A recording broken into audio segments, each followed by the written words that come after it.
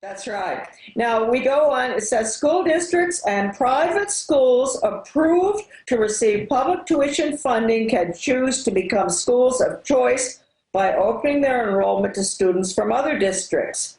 Statutory language that prohibits public money from going to private religious schools is expressly removed. That means all laws that prohibited tax money from going to private religious schools are removed. That violates First Amendment. That violates what this country was founded on, and that is the complete takeover of private education and religion right there. Congress shall make no law respecting an establishment of religion or prohibiting the free exercise thereof. Boom. And notice, Charlotte, they're coming out with forced shots now. They're coming out with forced fluoride for the first time now. They're taking the gloves off. The New York Times is panicking and admitting that everybody's waking up to Agenda 21. I think they're taking the gloves off and accelerating because they're scared we're waking up. Yeah, absolutely. They're really moving fast. So anyway, well, let me just say here, I'm going to point, after I read this, I'm going to give people the recipe for this cake, okay? Parents are responsible for student transportation. See, no school busing, okay? The teacher certification process, get this. First of all, I'm going to tell you this is pure Pavlovian B.F. Skinner, and I know I've studied it for 30 years, rat training. The teacher certification process would be redesigned to permit easier alternate entry into the profession for those who have the academic and content area of expertise that, now get this, given proper pedagogical training, that's Skinner, a clinical school setting, that's the teacher is going to be watched, every single movement that she makes. Does she give the candy to the child at the proper time after he gets the right answer? Okay, could make them effective teachers. When you see the word effective, E-F-F-E-C, that's Skinner. Okay, so we know that that's in. Certification requirements would be strengthened for, they go on with that stuff. Now, career and technical education will be enhanced by requiring school districts to adopt a common school calendar with a career and technical center, requires homeschool districts, homeschool. And again, now that's bringing homeschools under their control. To honor academic credits students earn at career and technical center, and establish a process allowing students to earn college credits at the career and technical centers. Regionalization, that's communism, according to the communist Zeitlin in the Daily World in 1976. He said, regionalism is communism.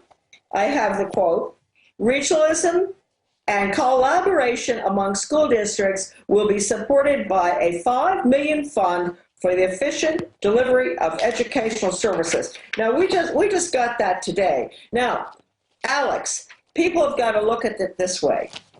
All you housewives out there, you moms and all, or you guys who love to mess around in the barn and build things, don't you have to have a plan, a recipe? All right, this is the recipe, and I'm going to read you what has happened. The recipe to change America from a constitutional republic with its Bill of Rights and all that to a communist planned economy follows. We'll go through it. It's very short. Okay. 1, regionalism.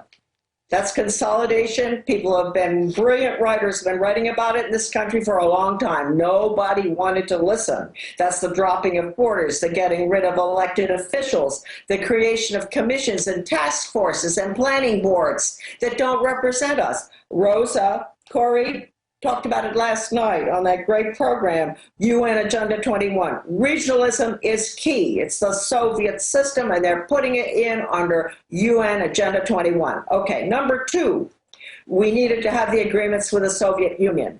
That was done by Ronald Reagan in 1985 and the Carnegie Corporation. They dealt mostly with the use of computer software, development of critical thinking, and technology for school to work.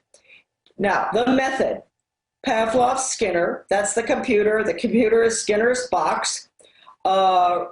School choice was always very, very big. I started out mainly in my office. School choice, tuition tax credit, vouchers, etc., pushed by the neoconservatives and the Heritage Foundation.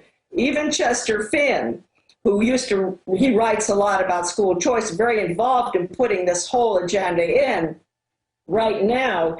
25 years ago, he said about tuition tax credits, he said, short of throwing money in the streets so that all the little children can go pick up the money, there's no way to have this without controls from the federal government. So the school choice, I just read to you that our governor is putting in across the board here, according to this today, this document, okay, that's exactly and what let me it stop is. you. If we don't like Agenda 21, UNESCO, UN-run, federalization, ruining the public schools, this is a Trojan horse, not even a Trojan horse, not even hidden, to take over homeschooling everywhere. And that's what they've done in Australia, England, and now Canada, That's right. and they're trying in California. I know you know this, but for the audience who are new viewers and don't know, they say, oh, we're going to legalize, and it wasn't illegal to begin with, your homeschooling.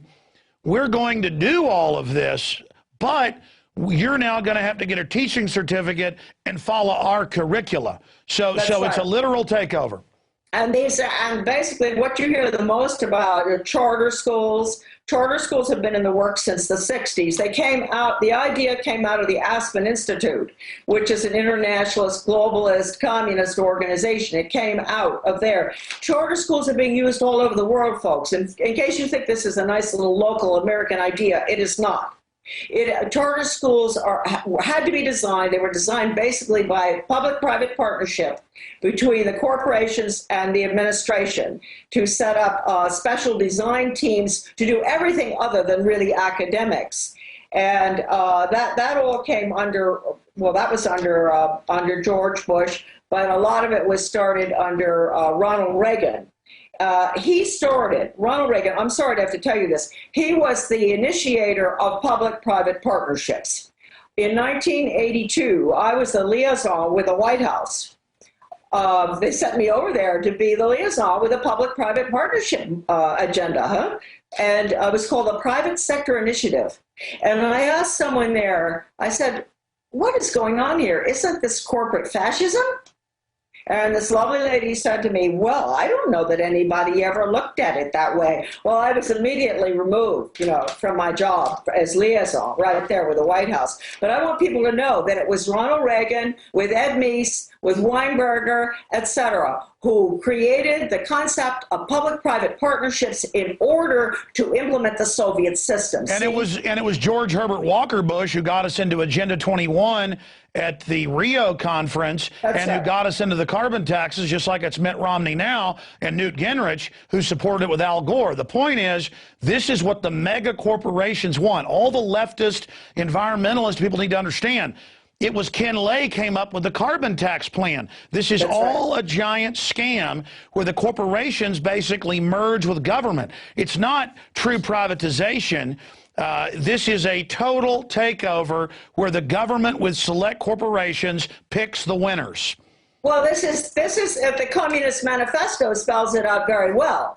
You can tick off everything in the Communist Manifesto, and you're going to see that that's what we're putting in, including Pavlov, including evolution, teaching of evolution, including school to work, including the partnership with the government. Sure, the communists had nothing but government, but they also had industry, right? So the government had a partnership with industry. Well, what's the difference between our government having a partnership with industry? It's the same system. It's used in Cuba. It's used in Well, let me stop you. They talk about state-run education, which this is corporate fascist state-run. They talk about a private central bank, a graduated income tax, everything that's in the Communist Manifesto, they're now setting up here.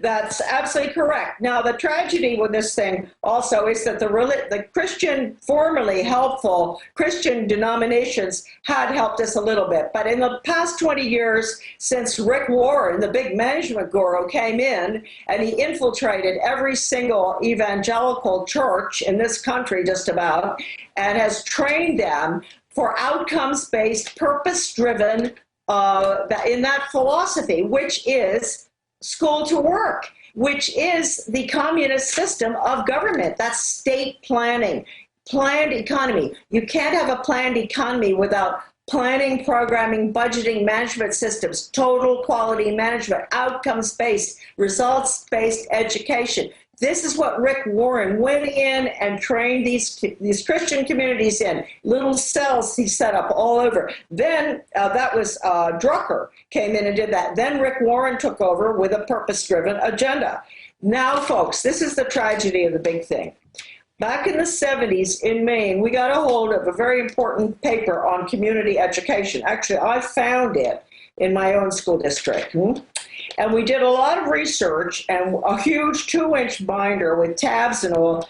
Our research wasn't quite as good as the research that's at my son's website by Ruth Feld. Type Feld, F-E-L-D, into the website americandeception.com. You will have the most extraordinary paper, quite lengthy, with charts and diagrams on something called community education. Community education is communism, and it was admitted to be following the design of the Chinese communists by a major community educator from Alaska in the early 70s at a big meeting in Washington on community education. Community education is the United Nations lifelong education system with everything under the of the school district, with unelected task forces. That's why they need the regionalism, running everything. No elected officials. They'll have nice little groups, task forces to take grandma to see the leaves in the autumn, abortion clinics, everything Alex was talking about before, school to work. Now, well, Charlotte, let me back you up. Let me just interrupt and back you up there and add a caveat. It's come out in Rhode Island, California, Michigan, and a bunch of other states. They come in with unfunded mandates, bankrupt the town, and now they have private corporations assigned coming in, taking over, saying no more voting, and we're going to double and triple your trash pickup, your water pickup, your power pickup, and by the way, we're not going to let you have that 100-year-old well anymore.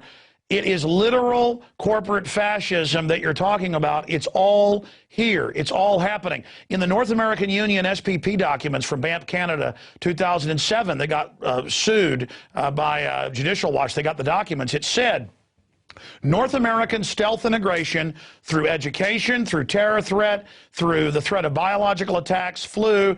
And it said, using these crises, we're going to create mega regions within the countries. That's already begun. I mean, we're already in the North American Union, just like the euro was really set up in 1957, but they weren't told till 1999. As you pointed out, we are now in it. We're now in the New World Order. That's why it's now accelerating. But I want you to talk about their end game. If we don't stop them, what they're planning to do.